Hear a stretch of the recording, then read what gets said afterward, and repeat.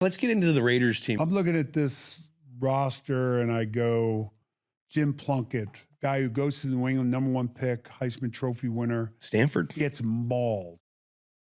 Yeah, they might have been the Boston Patriots at that point. Yeah. Gets mauled and just gets churned out there. You know, an organization that mismanaged and didn't put the people around him and got beat up. And, you know, one of the great deep ball throwers of the time. And goes to San Francisco, same thing. Bad experience, gets mauled, doesn't fit. Al Davis, as I mentioned again, it's guys that Lyle Alzado, who had been in Denver and Cleveland and got to the Super Bowl in Denver and got blown out, and you know is a guy that is 33, 34 years old, who would give his right arm to win a Super Bowl.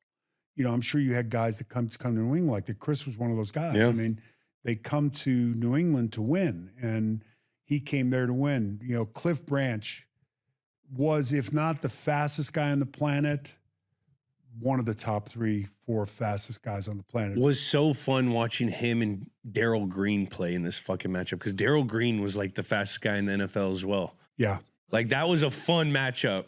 And Cliff was 30, I don't know what he was at the Super Bowl. He might have been 33. Man, 33 playing a young. I think he was 35. At 60, he could run a 4.4. Jeez. I mean, seriously. I lived with a guy named Cedric Hardman, who was a great pass rusher from San Francisco. Yeah. They called it, I forget what they called that, Jimmy Page, Cleveland Elam. You know, these guys were really good. And Cedric and I lived together my rookie year, and some people kind of question the wisdom of that. But, you know, Cedric really was had a great impact on my early part of my career. And Cliff would sleep on our sofa. You know, it was a different time. I mean, not really. I mean, I shared a house with 5 guys my first 3 years of my career, because you didn't know if you were going to make the team every year. Yeah. And my check was $1,007. Now we were making decent money. League minimum was like $360. But I had a used Coupe de Ville, powder gray, spoke wheels, velour interior, and an 8 cassette deck where the cassettes were, that big. 8-track. Was that an 8-track? 8-track, yeah. And, Cedric had a red Eldorado and convertible with white interior, and we were rolling in Oakland. That's football in the 80s. I love Kinlaw, best 2-gap nose guard you could ever play with. Greg Townsend, I think Greg is to me a Hall of Famer. Lyle Alzado, listen, he can change the attitude of a room really quickly. How? He was such a violent, the needle went into the red, and he was unpredictable from that standpoint. You know, you base the rest of your day on, hey, good morning, Lyle. And the rest of the day was kind of based on that. One of the best nicknames, I feel like, in NFL history. 3 Mile Lyle is pretty good. 3 Mile Lyle, because it was like 3 Mile Island was a nuclear plant that blew up, and you just never knew when he was going to blow. So was he the team asshole? Or who's the team asshole? Lyle was kind of quiet. I'm trying to think. I'm looking down the. Kenny King was a great back from Oklahoma, situational guy. Frank Hawkins, really good fullback. Cleo Montgomery, tough. He dropped a guy on a plane one time. Guy was sitting in his seat. He didn't get up. Teammates. And he was one of the quietest guys you could ever be around.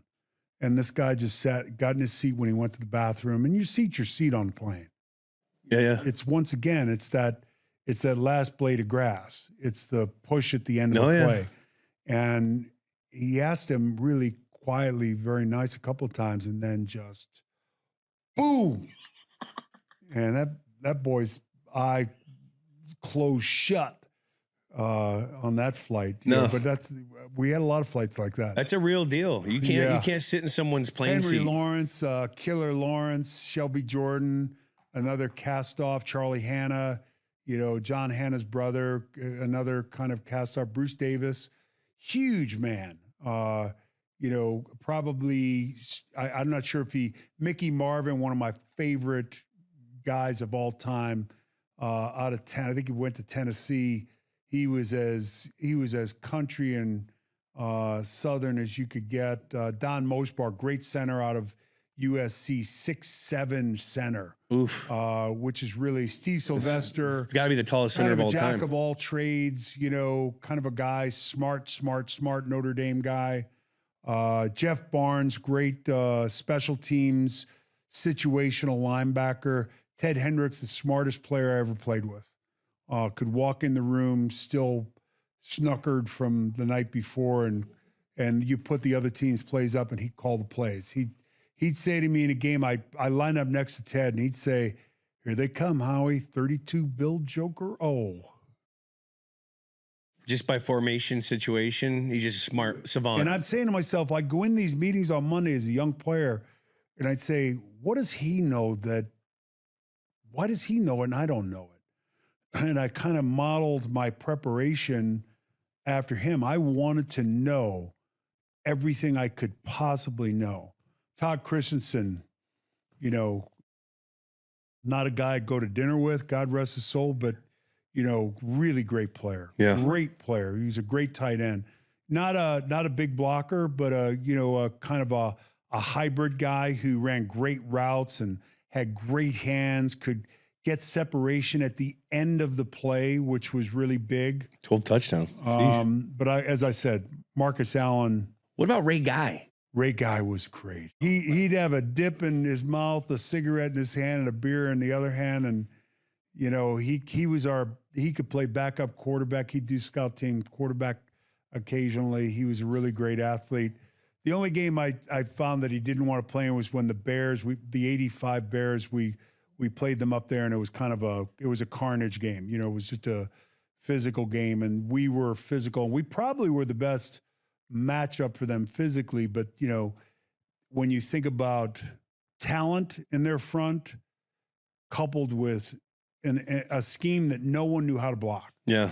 The 46 and Buddy Ryan and, you know, the great players they had, Hampton and Dent and, you know, the whole group. It was, and they went through our two starting quarterbacks, and someone said, you know, Ray was supposed to go in, but Marcus was going to be our Marcus now? You know, and I think our guy, our backup quarterback, Dave Hum, who's since passed away, I think he somehow, or Mark Wilson came back in. He got knocked out. Jim got knocked out. It was one of those deals where, you know, they were just knocking quarterbacks out. Yeah. That's crazy. Every game was a road game. I'm living in the Oakland Airport Hilton with Lyle Alzado in a single room with two queen beds. Wow. I'm living with him.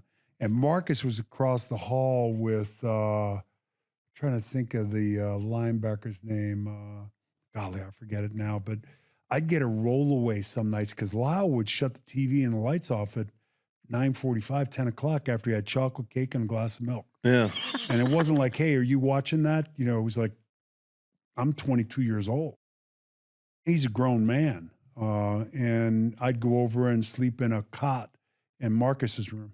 And so every week was a road game. And my wife, who was, you know, kind of making the transition to California, she was going to go to law school.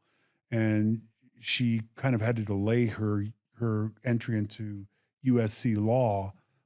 She was going to go to Northern California, but then, you know, we're going to move down to LA, so there's no sense in doing that. So she had to take a year off. So that was a challenge. And then Marcus and I caught a lot of Air Cal flights. It's a now defunct airline. You know, we'd catch the last flight out and, you know, on Monday morning and try to get up there for the meeting and all that. And somehow we did.